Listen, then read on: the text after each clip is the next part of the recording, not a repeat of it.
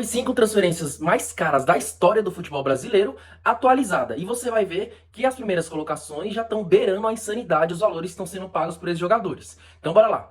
Na quinta colocação, a gente tem Thiago Almada. O Botafogo, depois que virou SAF, foi um dos primeiros clubes a começar a pisar nesse terreno de muito dinheiro, de pagar muito dinheiro pela contratação de jogadores. Né? Quem não lembra da contratação do Luiz Henrique, que foi impactante, né? Até aquele período do ano retrasado, foi a contratação mais cara da história do futebol brasileiro. O Botafogo pagou ali 16 milhões fixos, mais 2 milhões de bônus, né, de metas atingidas, e obviamente que o Luiz Henrique atingiu todas elas, e o Botafogo iniciou esse movimento. E nada mais justo que a quinta colocação ficar com o Botafogo, Thiago Almada. O Botafogo pagou 21 milhões de euros, né? Inclusive, o Botafogo hoje está na lista do Transferban, porque contratou o Thiago Almada e não pagou, né? Isso não faz o menor sentido. O Botafogo depois emprestou o Almada para o Lyon, ele ainda pertencia ao Botafogo.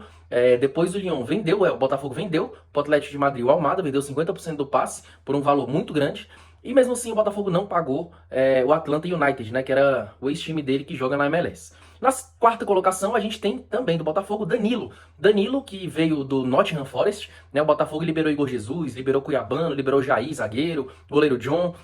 Em contrapartida, o Nottingham Forest mandou o Danilo para o Botafogo, né? E o Danilo ficou na quarta colocação com 22 milhões de euros, né? Outro tipo de transação do Botafogo que só o Botafogo faz, né? Manda os 4 campeões brasileiros, né? O Jair, na verdade, não era, então manda 3 campeões brasileiros e volta o Danilo, né? O Danilo não conseguiu jogar muito ano passado, mas vamos ver se ele desabrocha esse ano. Na terceira colocação, a gente tem Samuel Lino. Samuel Lino do Flamengo não rendeu muito na temporada passada. Ele ainda está se adaptando ao futebol brasileiro. Não acho que é um jogador que o Filipe Luiz não conte com ele, né? Ainda mais pelo valor pago, que foi 23 milhões de euros. Né? Ele era ali o 12º jogador do Simeone. Ele não era um reserva. Ele alternava ali entre titularidade e reserva, mas nunca foi considerado um jogador só de composição de elenco. Né? Chegou no Flamengo e aí tá desabrochando, tá devagarzinho. Vamos ver se essa temporada ele vai vingar, beleza? Na segunda colocação, a gente tem Vitor Roque. E aqui eu quero chamar muita atenção para essa transferência. O Vitor Roque, ele tem apenas 20 anos. Ele parece, pelo tanto de tempo que a gente já escuta falar dele, né, desde novinho, no Cruzeiro, no Atlético Paranaense, depois no Barcelona, depois no Betis, parece que ele tem uns 23 anos já, mas não, ele tem apenas 20 anos. É por isso que, vez ou outra, tem notícias de que tem times europeus sondando a contratação dele, porque ele é muito novo, né? Ele chegou no Palmeiras no primeiro semestre, não conseguiu desenvolver, não conseguiu jogar, estava até pisando na bola, mas no segundo semestre deslanchou, foi a principal referência do Palmeiras no ataque, né? E teve até uma chance na seleção na última data FIFA do Brasil, e é nossa segunda colocação. Vitor Roque foi contratado por 25 milhões de euros, né, e um preço bem justo, né, e na minha opinião, provavelmente o Palmeiras ainda vai estar revendendo ele, né, porque ele é muito novo e ele mete muito gol. E para um centroavante como o Vitor Roque ou no futebol mundial, quanto mais experiente ele tiver, mais sólido vai ficando as atuações dele, né, com mais refino o jogador vai desenvolvendo. Então eu acho que o Palmeiras vai conseguir pelo menos 40 milhões ainda no Vitor Roque. E na primeira colocação, antes de falar a primeira colocação, vou pedir se esse conteúdo faz sentido para você se inscrever no nosso canal. A gente tem esse tipo de conteúdo diariamente.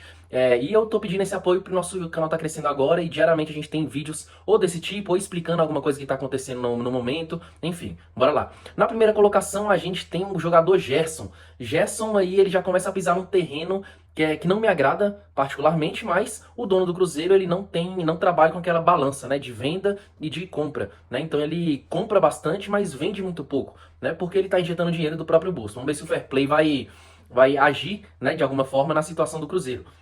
Gerson foi contratado por 27 milhões de euros, a maior transferência da história do futebol brasileiro. Só que o que me chama a atenção é que o Gerson tem 28 anos, faz 29 ainda no primeiro semestre.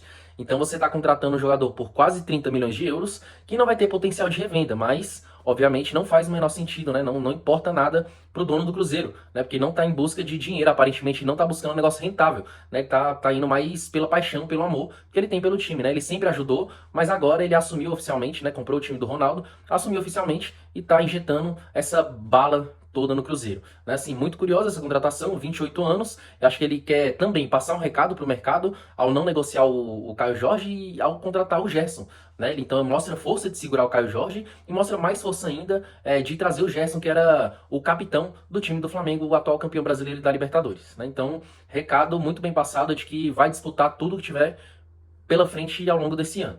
né? E uma adendo que eu quero fazer é sobre a possível contratação de Lucas Paquetá. É outro que entra nessa mesma casa do Gerson, né? Uma contratação que não vai dar retorno financeiro, mas obviamente vai dar muito retorno técnico, né? O Paquetá está em via de fazer 29 anos e o Flamengo pode desembolsar 40 milhões de reais, né? Que vão ser 35, pelo que se noticia, 35 fixos, mais 5 por bônus. E obviamente ele vai atingir esses bônus, porque ele não vai ser um jogador reserva, né? Ele vai ganhar títulos no time do Flamengo, que é muito poderoso, vai ganhar muita notoriedade, vai dar assistência, vai fazer gol, vai ganhar minutos, vai ter jogos, enfim.